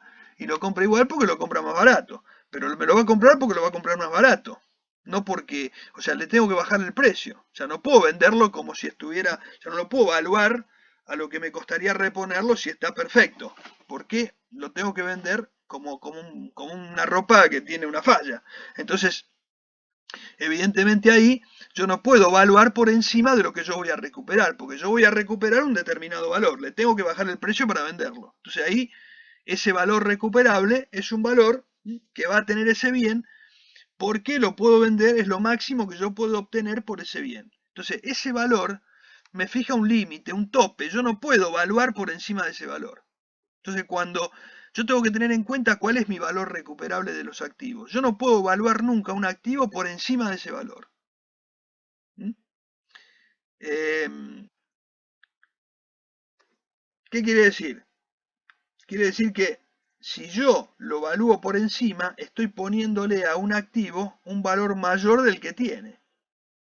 Y es mentira, estoy inflando mi activo, porque estoy diciendo que tengo en el activo un bien que vale X pesos y por ahí yo no voy a recuperar ese dinero, voy a recuperar menos. Entonces cuando lo venda me va a dar una pérdida. Si yo tengo valuado un bien en un activo a 1000 pesos y resulta que cuando lo vendo lo voy a vender en 700, yo cuando lo venda voy a perder 300. Entonces, lo ideal sería que yo no lo ponga, no lo sobrevalúe ese bien, sino que lo ponga como máximo a 700. ¿Para qué? Para que ya en este momento que conozco la realidad, acuso la pérdida y no la dejo ahí escondida para después acusarla en el futuro. ¿Me van entendiendo? ¿Se entiende eso? ¿Soy claro? Bueno. ¿Y eso por qué? Porque no es conveniente sobrevaluar un activo. Porque si yo sobrevalúo un activo, lo que estoy haciendo es poniéndole un mayor valor, pero en algún momento, cuando yo recupere ese valor del activo, cuando ese activo se me convierte en dinero, se me va a convertir por mucho menos de lo que lo estoy valuando. Con lo cual, en el futuro voy a dar una pérdida. Pero mientras tanto, mientras yo no dé la pérdida, yo lo que puedo hacer es especular con ese activo. Puedo decir que al aumentarle su valor, al valuarlo por encima, puedo dar una ganancia por tenencia y con esa ganancia por tenencia puedo distribuir utilidades que son mentiras. Y en el momento que pise la realidad, cuando en el futuro lo venda, lo voy a vender por mucho menos y entonces me voy a quedar con una empresa donde la puedo vaciar. O sea, puedo hacer un vaciamiento, o sea, la sobrevalué, distribuí utilidades que eran mentiras y después cuando acuso la pérdida resulta que mi capital se va a disminuir enormemente y entonces puedo hacer una manipulación de utilidades que no son. O sea, puedo estar retirando utilidades que son mentiras de una empresa. Por eso no se deben sobrevaluar los activos. Por eso los activos tienen un límite para su evaluación. No puedo superar el valor recuperable. Ese valor recuperable me fija un límite, un tope. Vamos a ver cuáles son en los distintos activos. Lo estuvimos hablando recién, pero acá en esta segunda parte lo vamos a aclarar mejor. Ese valor recuperable de los activos es el mayor entre el valor neto de realización y el valor de uso. O sea, yo puedo tener estos dos valores y entonces digo, como valor recuperable tomo el mayor de los dos. Y digo, el activo yo no lo puedo evaluar por este valor, por encima de este valor, del valor recuperable. O sea, elijo entre el mayor de estos dos y ese valor me fija un límite. Y digo, yo no puedo evaluar ese activo por encima de ese valor. En el caso de los bienes de cambio, ¿cuál va a ser el valor límite? El valor neto de realización. O sea, realización significa venta. Entonces, ¿cuál sería el valor neto de realización de una mercadería? Su precio de venta más algún ingreso adicional que pueda tener, por ejemplo, un reembolso en el caso de una exportación, etcétera, o menos los gastos directos de venta. Generalmente, lo más común va a ser el precio de venta menos los gastos directos de venta, o sea, una comisión, un flete, un gasto que sea necesario para la venta. O sea, si yo, por ejemplo, tengo vendedores y entonces a cada vendedor le pago una comisión por la venta, yo en realidad no voy a recibir el precio de venta, voy a recibir el precio de venta menos la comisión que pago para que me lo vendan. Entonces, eso es lo que yo voy a terminar recuperando de ese bien. Entonces, si yo el bien lo tengo que evaluar y al momento de evaluarlo le quiero poner un precio, un valor mayor a lo que voy a terminar recuperando realizándolo y lo estoy sobrevaluando. O sea, si yo tengo una mercadería y le quiero poner un valor más alto que este, en realidad lo estoy sobrevaluando. Le estoy poniendo un valor mayor al que tiene. Y eso, o sea, es mentira y en algún momento, cuando la venda, voy a tener que acusar una pérdida. Entonces, lo que hoy dije que era una ganancia, mañana va a ser una pérdida mayor todavía. Entonces, puedo llegar a distribuir ganancias que no son. Por eso no tengo que sobrevaluar mis activos. Entonces, este valor neto de realización es uno de los dos valores que yo voy a comparar para ver cuál es el valor recuperable. Los bienes de cambio van a tener este valor, porque no tienen un valor de uso. Pero los bienes de uso van a tener valor de uso y también pueden tener un valor neto de realización, porque también lo puedo llegar a vender. O sea, un bien de uso puede llegar a tener los dos valores, porque puede tener tanto valor de uso como valor neto de realización. Es decir, yo un bien de uso lo puedo usar para producir o también en algún momento lo puedo disponer para la venta, puedo decidir venderlo. Entonces también puede tener un valor neto de realización.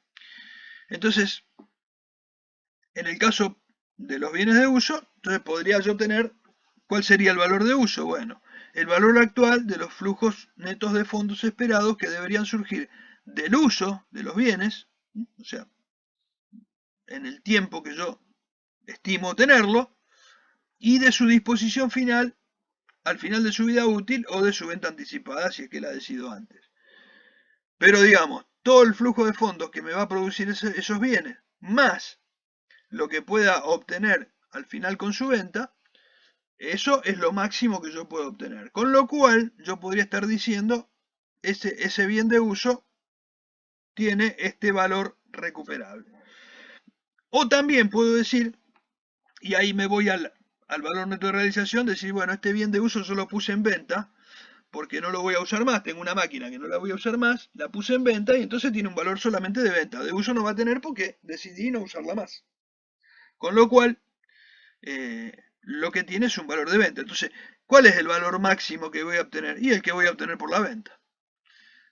Y si decido usarla, ¿cuál es el valor máximo que voy a obtener? El valor de uso. Entonces quiere decir que si yo tengo que ponerle un valor a ese bien, no puedo ponerle un valor mayor al que yo haya determinado como recuperable. Ya sea el mayor de estos dos o el que sea, porque por ejemplo, supongamos, si tengo un bien de cambio y lo único que tengo es un valor neto de realización, el valor neto de realización será mi valor recuperable. Digo yo, la mercadería no voy a obtener más que el precio de venta menos los gastos directos de venta. O sea, yo digo, pago una comisión, un flete o algún impuesto por la venta y bueno, eso es lo máximo que yo voy a obtener por la venta, punto. Eso es lo máximo que yo puedo evaluar ese bien. No lo puedo evaluar por encima de eso. Bueno, ¿esto para qué me sirve? Bueno, por lo que dije antes, para no sobrevaluar mis activos. Yo no tengo que sobrevaluar mis activos.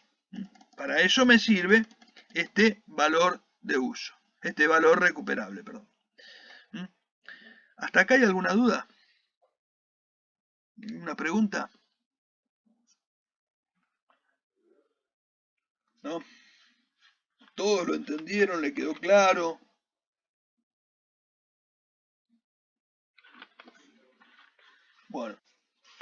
Bueno, cualquier cosa, después próxima clase, si surge alguna duda, lo volvemos a ver el tema. Yo sigo avanzando, pero igualmente ahora volvemos otra vez a hablar el tema y ya lo vamos a ver también con ejemplos. Bueno, todo esto que estuvimos viendo ahora lo vamos a graficar en un pequeño cuadrito de los distintos modelos que podemos tener en la contabilidad. A mí me gustaría por ahí, esto lo voy a explicar ahora, no sé si vamos a llegar a hacerlo detalladamente hasta el final de la clase, pero de última después en la clase que viene lo retomamos. Pero yo por lo menos le voy a dar un pantallazo rápido y después el jueves lo retomamos, arrancamos de nuevo acá y repasamos todo esto, que son, digamos, los mismos conceptos que vimos recién, pero vistos en un cuadro. Este cuadrito que tenemos acá es muy importante porque este cuadrito acá resume prácticamente todo lo que dimos hasta ahora. O sea, lo que vimos en toda esta clase lo tenemos resumido en este cuadro. Acá tenemos los distintos modelos que vamos a ver, los distintos modelos contables, y vamos a ver las distintas variables, cómo se comportan o cómo las vemos en cada modelo, cómo las analizamos en cada modelo. Si las tenemos en cuenta o no las tenemos en cuenta, o qué tipo de variable, de qué manera la tenemos en cuenta. Quiere decir que en cada modelo lo vamos a manejar de una determinada manera, y entonces eso nos va a originar distintos resultados después. Pero bueno, vamos a ver, por un lado vamos a poner, primero, o sea, acá en forma vertical vamos a poner las distintas variables, unidad de medida, evaluación, capital a mantener, vamos a ver el reconocimiento de los resultados y el valor recuperable de los activos. Y en las columnas vamos a poner acá en el encabezamiento de cada una de las columnas, vamos a ver la contabilidad tradicional, que trabaja al costo, la que también trabaja al costo pero en moneda constante, o sea, estos dos modelos son de costo, contabilidad tradicional y costo en moneda constante, y después modelo de valores corrientes y modelo combinado. O sea, cada una de estos modelos que vamos a ver fueron cambiando o agregando alguna herramienta más de análisis, con lo cual lo que explicamos antes, por ejemplo, de los resultados, teniendo en cuenta la inflación, no teniendo en cuenta la inflación, o sea, algunos modelos fueron agregando cosas. Por ejemplo, la contabilidad tradicional trabajaba sin tener en cuenta la inflación, se trabajaba con el costo de ingreso, no se tenía en cuenta los valores corrientes, por ejemplo, los precios de los costos de reposición, etcétera. Entonces, digamos, trabajábamos con una contabilidad que era toda en valores históricos. Entonces, bueno, eso tenía una consecuencia sobre los resultados. A medida que se fue evolucionando en el tiempo, se fueron teniendo en cuenta la inflación, los valores corrientes, y bueno, y en un momento se combinaron todos los valores para todas esas variables para poder determinar mejor los resultados. Es decir, a medida que nos vamos acercando al modelo combinado, vamos obteniendo resultados mejor medidos. Pero bueno, ¿por qué? Como consecuencia de que fuimos teniendo en cuenta algunas variables, y eso hizo que los resultados se fueran midiendo cada vez mejor. Entonces, vamos a ver qué pasaba en las distintas contabilidades con el tema de unidad de medida. Nosotros habíamos dicho que la unidad de medida, nosotros habíamos dicho que teníamos la moneda corriente o constante. Entonces, en la contabilidad tradicional, nosotros trabajamos con moneda corriente o nominal. ¿Eso qué era? Que trabajábamos con los valores expresados al valor que tenían los bienes en el momento de ingreso al patrimonio. Entonces, claro, entraba un bien al patrimonio y quedaba expresado en moneda corriente o moneda nominal. ¿Por qué moneda nominal? Porque era moneda de cada momento. Esa moneda nominal es una moneda heterogénea. Porque, por ejemplo, si yo compraba una mercadería en enero y me costaba 1.000 pesos, y en marzo volví a comprar esa mercadería y había subido de precio y me costaba 1.200, yo compraba y tenía la misma mercadería, tenía dos unidades de la misma mercadería, pero una la tenía evaluada a 1.000 pesos y la otra la tenía evaluada a 1.200, y era la misma, y es la misma mercadería. Pero, ¿por qué tenía distintos valores? Y porque trabajaba con moneda heterogénea, es decir, respetaba el costo de ingreso al patrimonio, la medía en moneda, pero en moneda de ingreso al patrimonio en cada momento, con lo cual yo podía tener distintos bienes, distintas partidas y a distinto precio, pero siendo el mismo producto, con lo cual eso hacía que estuvieran todos medidos en moneda heterogénea, o sea, un mismo producto tenía dos costos distintos, o más de dos costos distintos, porque podía tener distintas partidas y ingresadas a distinto costo, con lo cual tenía una variedad de productos, de precios de un mismo producto, una variedad de costos en mi stock, pero siempre pero del mismo producto. El mismo producto valía tenía distintos precios, distintos costos, mejor dicho. Entonces apareció medir el costo en moneda constante. Entonces, ¿qué decía? Y no midamos en moneda corriente o nominal, midamos en moneda homogénea. Entonces, ¿qué es medir en moneda homogénea? Es medir en moneda constante, es decir, ese valor reexpresémoslo y llevémoslo a un valor de cierre. Entonces, el valor, lo que compré en enero, lo llevo a moneda del que estoy haciendo la medición. Supongamos que estoy cerrando un ejercicio en diciembre, entonces lo actualizo de enero a diciembre. El otro que compré en marzo lo actualizo de marzo a diciembre. El que compré en junio lo actualizo de junio a diciembre. Y así. Entonces voy expresando todo en moneda de un mismo mes. O sea, homogeneizo la moneda.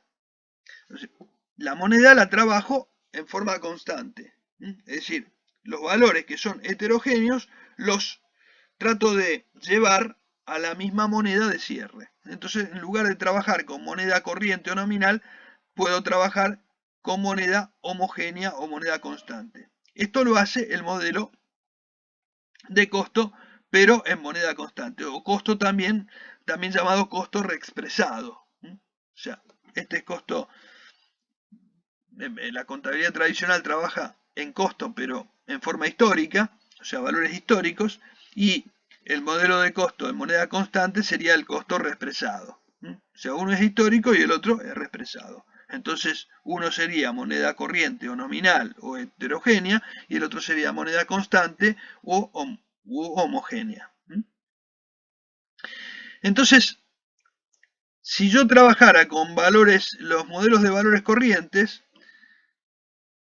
en un primer lugar, uno de los modelos de valores corrientes aplicó otros conceptos, pero aplicó valores corrientes para evaluar, pero en principio los valores de ingreso se respetaron, o sea, la moneda que se trabajó en moneda nominal, o sea, para medir el patrimonio, etcétera, se trabajó con moneda nominal, o sea, no se usó reexpresión, no se tuvo en cuenta la inflación, con lo cual se trabajó también en moneda corriente, moneda nominal, mientras que apareció un modelo combinado que dijo no, nosotros tenemos que trabajar con moneda constante, porque si no estamos midiendo mal, estamos midiendo, o sea, la unidad de medida la tenemos que hacer en moneda homogénea, ya en moneda de cierre, en moneda de un mismo momento. Si hay valores de distintos periodos, lo correcto es lo que hacía este modelo, no el de costo, sino que el modelo de moneda homogénea o moneda constante. Entonces, este modelo combinado eligió de estos modelos lo mejor, lo que es más representativo, trabajar con una unidad de medida en moneda constante.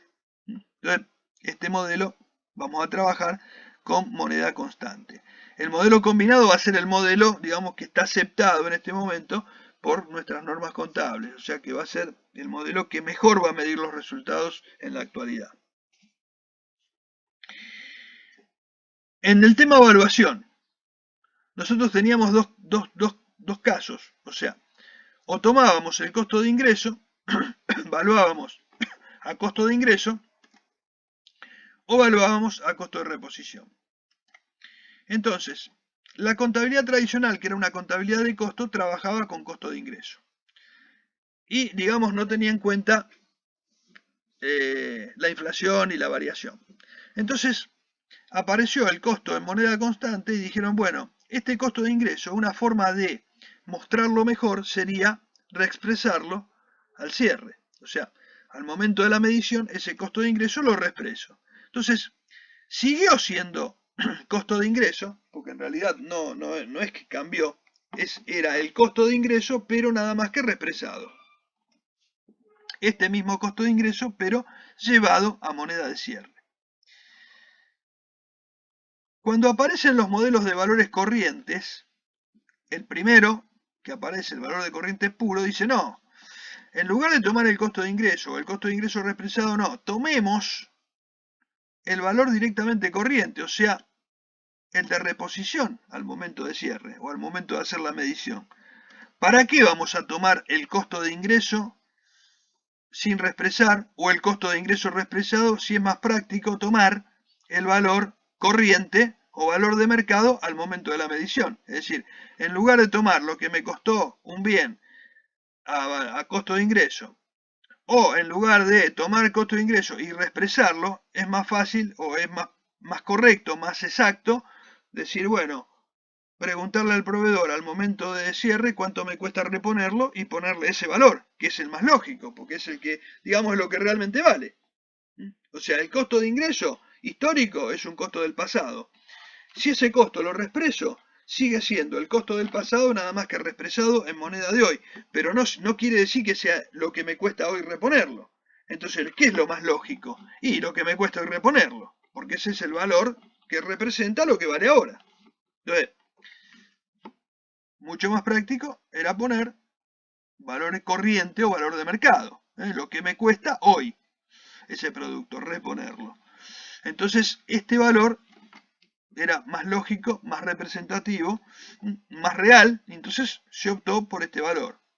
Ahora bien, tenemos hasta acá tres modelos: contabilidad tradicional, costo de moneda constante y valores corrientes, y uno dice toma costo de ingreso, el otro costo de ingreso reexpresado y el otro valores corrientes, o sea, un valor de mercado.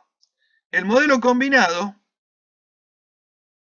que eligió de todos estos modelos trabajar con moneda constante homogénea, también dice, bueno, de la parte de evaluación, ¿cuál es lo más el que representa mejor la evaluación?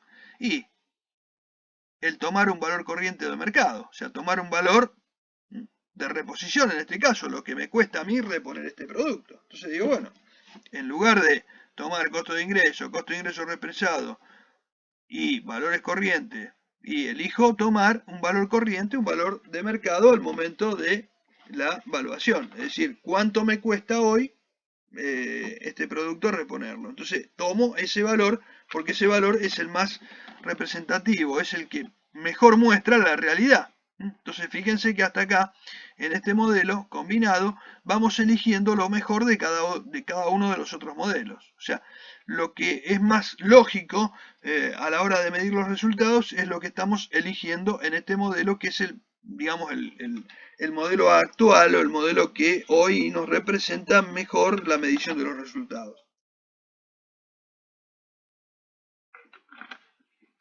Bien. En cuanto a la medición, en cuanto al capital a mantener, nosotros habíamos dicho que teníamos dos formas de determinar el capital a mantener. O tomar el capital financiero, que era el aportado por los socios, o el operativo físico, que era físicamente los bienes que necesitábamos en cada momento para mantener el mismo nivel de producción o capacidad de la empresa. Entonces, en el modelo de contabilidad tradicional trabajábamos con capital financiero, es decir, con lo aportado por los socios, es decir, teníamos un capital inicial y ese es el capital que teníamos y no se reexpresaba nada, estaba así y directamente trabajábamos con ese capital a mantener. En el modelo de costo reexpresado, costo en moneda constante, también trabajamos con ese capital financiero, con el aportado por los socios. La única diferencia es que en el costo en moneda constante, este capital financiero lo reexpresamos. O sea, combinamos el capital a mantener financiero con moneda constante. O sea, acá vamos a trabajar en este modelo con capital financiero, nada más que vamos a trabajar con moneda homogénea. Es decir, cuando nosotros queremos ver si ese capital aumentó o no, al momento de hacer la comparación con lo que tenemos hoy, ¿qué hacemos? Tomamos ese capital inicial financiero, lo reexpresamos, lo trabajamos en moneda homogénea y lo comparamos con lo que tenemos ahora. Pero lo hacemos en moneda homogénea. O sea, en lugar de hacerlo en moneda corriente, lo hacemos en moneda homogénea. Este modelo de costo en moneda constante o costo reexpresado lo que hace es trabajar también con capital financiero, pero reexpresado. Estamos en esta columna y acá trabajamos con moneda constante. Es la diferencia con este modelo. O sea, la diferencia va a estar en que en este modelo, si bien trabajamos con capital financiero, vamos a hacerlo en moneda homogénea o moneda constante. El modelo de valores corrientes es el único que podía trabajar con, este modelo puro, podía trabajar con capital operativo o financiero, pero no reexpresaba, porque trabajaba con moneda nominal, con lo cual es un modelo que, digamos, no se adapta bien a la realidad, porque estaría midiendo mal los resultados, porque estamos trabajando con un capital financiero de la misma manera que en la contabilidad tradicional, pero en moneda corriente o nominal, como en la contabilidad tradicional. O sea, con este modelo no evolucionó. O sea, este, digamos, midió la variación en moneda constante. Este no. Entonces ya ahí hay un problemita. O sea, no estaría midiendo correctamente. Por eso cuando pasamos al modelo combinado, decimos no, midamos el capital financiero, o sea, tomemos el capital a mantener financiero y trabajémoslo con moneda homogénea. O sea, que es, digamos, el que era más correcto de las dos opciones. O sea, trabajar capital financiero y combinarlo con moneda homogénea. Por ahí ahora parece un poco chino, pero ahora cuando lo veamos con numeritos en la clase que viene, vemos algunos números y se les va a aclarar bastante el panorama. Bueno, tiro rápidamente esta parte porque ya no nos queda tiempo y después esto lo volvemos a repasar en la próxima clase y ya lo vemos también con ejemplos con números. En cuanto al reconocimiento de las variaciones patrimoniales, todos los modelos reconocen resultados de intercambio, o sea, todos los modelos reconocen resultados por las ventas, resultados, los gastos que se producen en la empresa, cualquier tipo de resultado que se produzca por las transacciones, los va a reconocer en cualquiera de los modelos, o sea, en todos los modelos reconocemos si tenemos un resultado de venta. Después vemos cómo los medimos, hay distintos criterios para medirlo, pero el resultado se reconoce, o sea, la medición, la manera en que lo medimos es otra cosa, pero el resultado de intercambio se reconoce. En cambio, por ejemplo, los resultados inflacionarios solamente, fíjense, ¿qué modelos lo reconocen? Los que trabajan en moneda homogénea.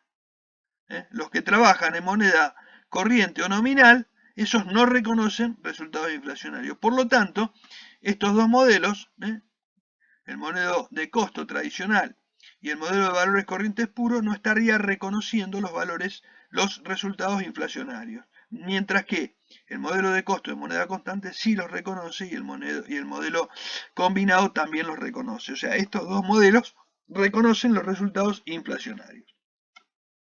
En cuanto a los resultados por tenencia, las pérdidas por tenencia las reconocen todos los modelos por un criterio de prudencia, mientras que las ganancias se reconocen solamente en los modelos de valores corrientes. Los modelos de contabilidad tradicional y costo en moneda constante no reconocen resultados por tenencia ganancia, sí reconocen los de pérdida. Los de ganancia no los reconocen, sí reconocen los de pérdida. Mientras que los modelos de valores corrientes sí reconocen los resultados por tenencia ganancia. Bueno, no queda tiempo para explicar esto ahora, simplemente lo tiro ahí, pero esto lo retomamos en la próxima clase, porque demanda una explicación un poquito importante y bueno, y acá lo vamos a explicar después acá con unos cuadros que tengo acá con números. Si ustedes lo quieren ir mirando un poco, lo van mirando y bueno, pero si no la clase que viene lo vamos a explicar bien con números porque si no, no no se va a entender así fácilmente. Bueno, ¿tienen alguna duda, alguna pregunta que quieran hacerme?